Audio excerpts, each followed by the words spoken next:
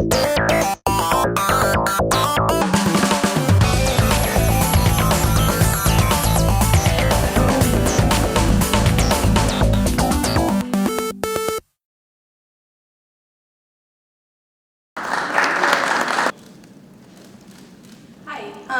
kind of a twofer. For Matt, I was wanting to hear from you about the mirrored way you're referencing what's going on with the humans as well as what's going on with the apes. It's sort of similar. And to Andy, you've done creatures that are completely fictional, as in Gollum. You've done King Kong, where it was very much a realistic ape. Now you're kind of doing a hybrid that's never really been done before, of the evolution of a creature that's real into something that's never been. Can you talk about how you had to go, what you went through to create this? Why don't you do that? Yeah, I mean, I have to say, because of the way that Caesar came into the world and was brought up by human beings, for me it was always, he was an outsider. He was always an outsider. There was a sense of not knowing who he was. He was brought up by a human being and believed himself in many ways to be a human being, had many human attributes, was, learned human belief systems through his father, who was James Franco's character Will, who he believed to be a good man. And so although I'll never forget reading the script for the first time and seeing the trajectory of that character, the arc of that character, and thinking, what an amazing character, and then realizing, of course, and it's an ape, and take that away, and you'd still have an amazing character who's going on a phenomenal journey.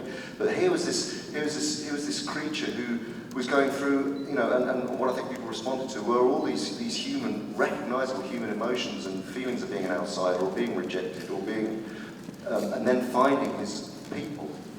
And so now, going through into this next stage, it's very much about Caesar having become leader and and not throwing away everything that he has grown up with as a human being. And so in a sense, he's both finding his inner ape by galvanizing this group of orangutans and chimps and gorillas, 2,000 strong, but also trying to evaluate on a daily basis and not become an absolute leader, but be open and empathetic. And how can I respond to this situation that needs attended to?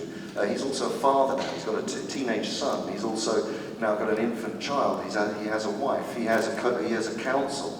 He has a very, very big community that he's responsible for in their survival. And then he has the choice and reaction to human beings who he adores in a sense, and still deep down wants to be able to communicate with. And so for me it's been, and then on top of that, how to communicate that.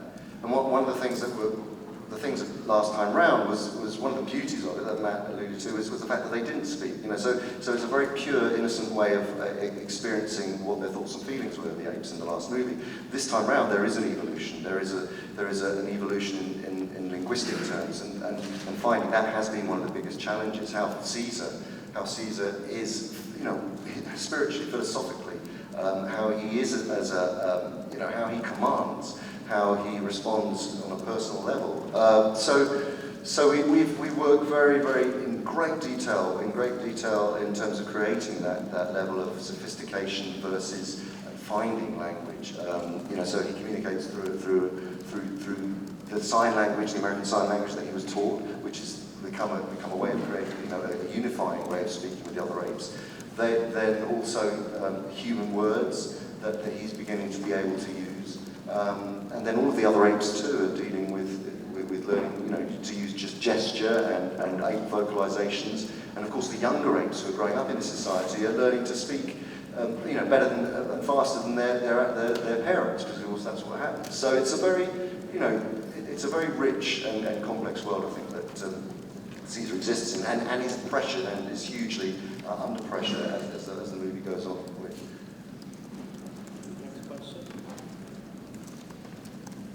Good afternoon. My question is for Jason. It's very similar to what Carrie was talking about before.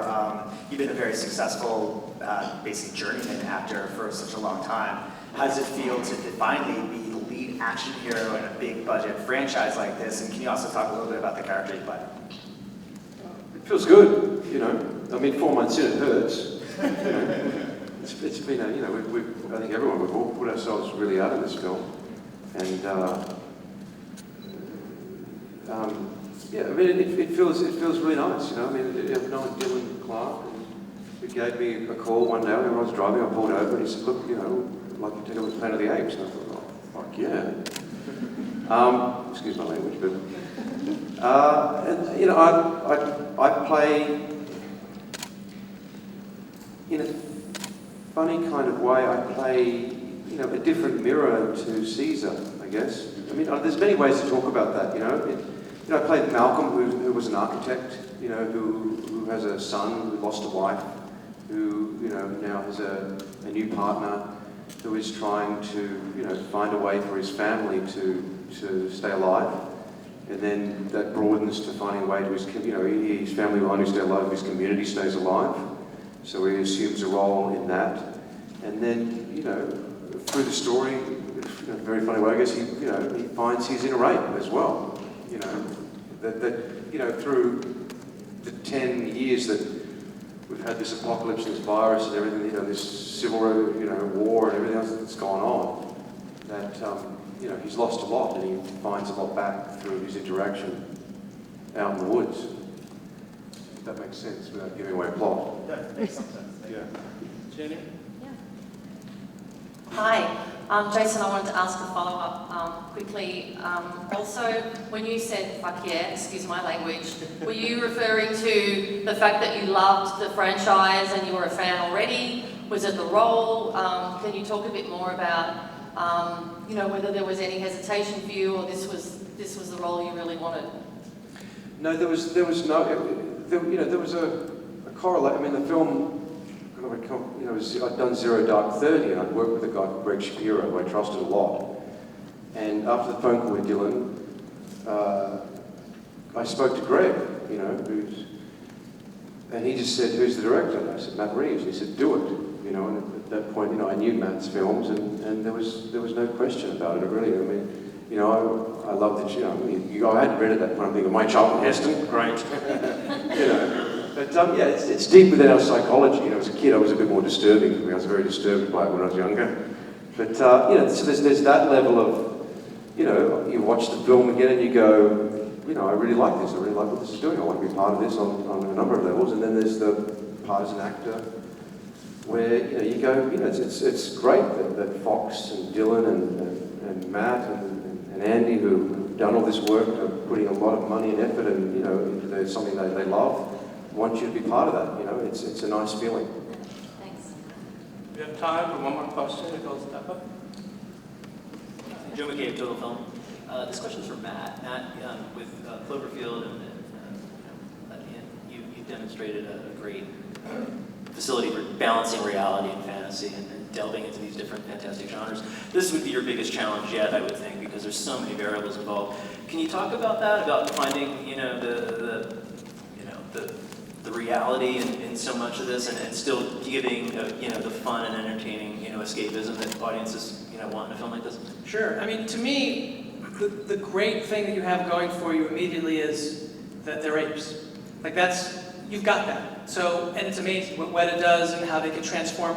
But the key to the whole thing is what's going on under it, and what Andy does and what the other actors do when they're playing apes in a way that sort of is emotionally authentic. And when I first got involved, I thought, well, first of all, it's a world that I have been in love with since I was a kid, and I was really affected by what Andy had done and what the story was in the first film, in Rise. And I was like, well, what is that about, and how does that happen? And I asked them, actually, to show me the footage of everything that Andy had done, wearing the markers, wearing the camera on his face, wearing this crazy gray suit that they wear. And I just wanted to see what he was doing, and then I wanted to watch it up against the footage. And I realized that the reason I was affected emotionally was because Andy, regardless of the fact that he was acting like an ape, he was just a brilliant actor, and that it was just so emotionally real. And the thing that is always important to me in whatever I do is trying to find the reality of that.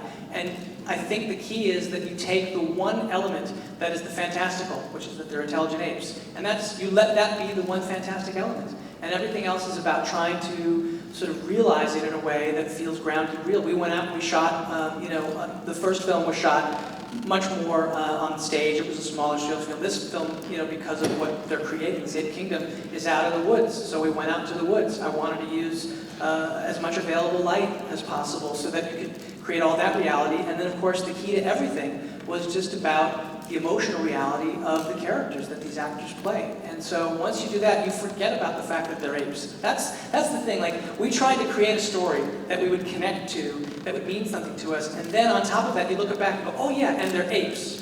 And that's the thing that takes you to this other level, because it allows you to tell the story that matters to you, because you have the cover of the genre to say, well, what's going on? How is this happening? Oh, this is this conflict that's all between these humans and these apes. And that's the way I try to approach it. And on that note, we need to end it. We need to get you over to Hall H so we can come and see you there. So thank you, Andy. Thank you. Thank you, Jason. Thank you.